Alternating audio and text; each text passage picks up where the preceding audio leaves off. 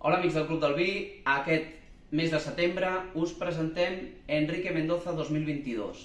És un vi elaborat amb la varietat Pinot Noir, que és una varietat francesa de la zona de Borgonya, de climatologia molt més fresca. En aquest cas ens anem a Alacant, zona molt més càlida, mediterrània, mediterrani interior en aquest cas, perquè les vinyes estan situades en una zona de muntanya, de roca calcària. Les vinyes estan situades a la vessant del Cabezo de la Virgen i, per tant, ens trobem roca calcària on es pot adaptar molt més la varietat, la Pinot Noir. 14 graus d'alcohol, 6 mesos de criança en barrica de roure francès. Això li aporta estructura i li aporta uns aromes especiats i aromes terciaris.